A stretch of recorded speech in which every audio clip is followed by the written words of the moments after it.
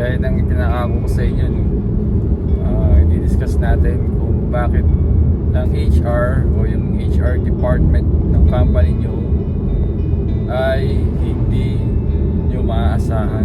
Baga, hindi sila ang magliligtas sa'yo pagka may problema ka. Lalong lalo na kung ang kalaban mo ay ang company or ang mas mataas na posisyon sa'yo. Yung kasama ko po na natanggal, ano yun, nag-complain muna yun sa HR. So meron kaming yung parang complaint department na anonymously pwede kang mag-complain. So doon muna siya nagreklamo. Ilatag niya yung side niya. Ba't siya nagdi-disagree sa mga ginawa sa kanya ng boss namin. Kaya yun, doon siya nag-file ng tapos Now turn left onto Shaman Scotch. dininig siya ng complaint department. Tapos yun nga, reach out sa kanya yung HR para kumuha ng information. Tapos hanggang sa yun, tinawag na din yung manager namin para pag-usapan nga yung kaso. Ang nangyari, maraming kumbaga meetings na nangyari. Siyempre hindi natin alam ang buong pero ang nangyari po, parang middleman negotiator ang HR. Tapos kasama ko sa work, tapos yung manager namin. So may policy, siyempre kada company may HR policy yan. So sinusunod lang nila yun.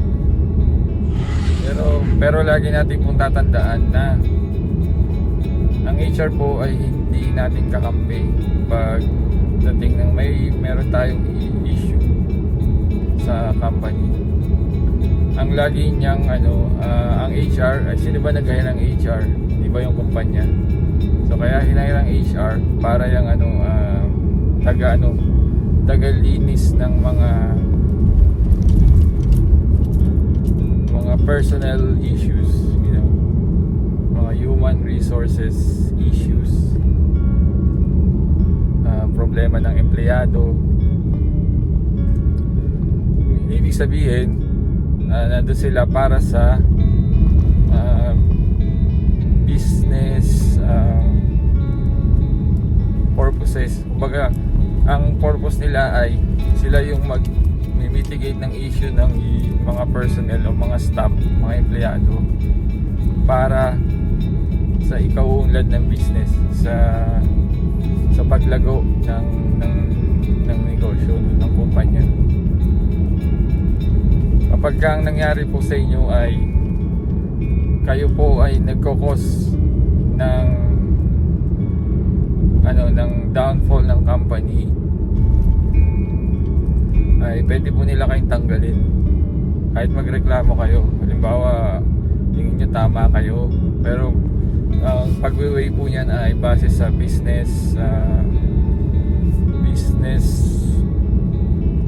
goal ng company. Kung kayo ay kumbaga humahatak sa kita ng negosyo or ng business, pwede nila kayong tanggalin. So kaya hindi niyo po masasabi na ang HR ay kakampi.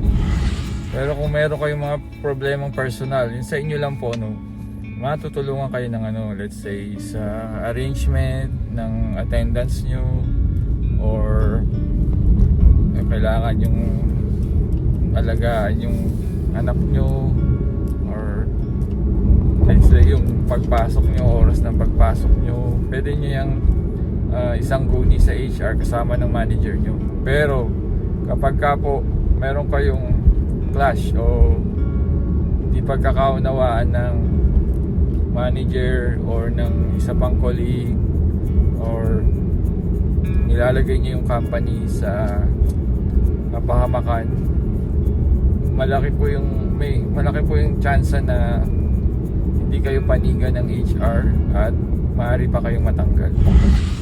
So sa kaso nung kasamahan ko, nireklamo niya yung tinanggalan siya ng 2 days work from home. So yung pwede kang magtrabaho sa bahay remotely. Nagreklamo siya. So every week 5 days siyang pumapasok sa trabaho ng 8 hours minimum. Yun yung nireklamo niya. Eh ang problema, yun nga yung performance niya, hindi niya na-meet.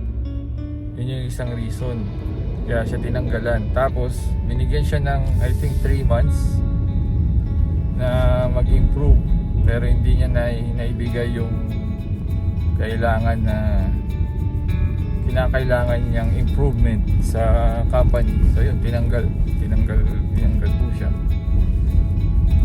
So, yung isang example, no, nagreklamo ka tapos hindi mo ma-prove na mali yung decision sa'yo, kaya pwede kang tanggalin.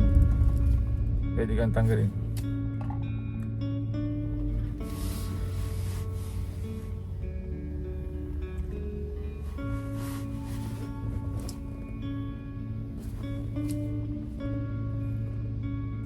nilang tanggalin. No? So pinadaan natin yung inauna muna natin. Sa Pinas walang ganyan, di ba?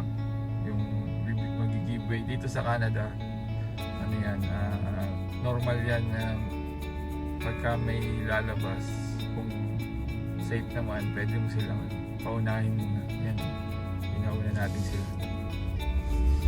Ikaw din, pagka dumating yung time na ikaw naman yung ganyan yung sitwasyon, paunahin ka rin ka. Most of the time, hindi po 100%. So, yan yung wala sa Pilipinas. Tsaka yung pag may tatawid, humihinto talaga sa pedestrian yung mga sasakyan. Na kung nanonood po kayo ng channel ko, na nabanggit ko na po yan. So, balik tayo doon sa mga po na natanggal. Nagreklamo kasi siya. So, may valid naman yung reklamo niya. Kaya lang may reason ba't siya tinanggalan ng remote work. Tapos binigyan siya ng chance na improve yung sarili niya, na improve niya yung performance niya, kaso hindi niya nagawa. So yung mga ganun pong sitwasyon. I mean, fair naman ang HR, fair ang company, pero kailangan yung kondisyon ay masatisfied mo yung condition na hinihingi sa'yo. Kaya lang sa una pa lang kasi mali na siya hindi siya fit para sa trabaho na yun dahil di siya makapag-deliver ng requirements. So yun po yung naging reason. So katotohanan po, ang HR ay most of the time, syempre ang titignan niyan lagi, ang bibigyan niya ng importansya ay ang business goal ng company. Kung kayo ay nakaka-apekto, kasi makaka-apekto sa kumpanya yan, yung wala kang na-deliver tapos binabayaran ka ng kumpanya, ang laki ng binabayad sa'yo, tapos wala kang naibibigay na parang value added sa company, yan, pwede kang tanggalin. So take note lang po natin yun. Lagi po tayong basta sumunod lang sa policy, umiwas sa gulo o intriga sa company. Yun lang, trabaho lang, 8 oras, uwi, bukasan trabaho ulit. Maraming salamat, God bless.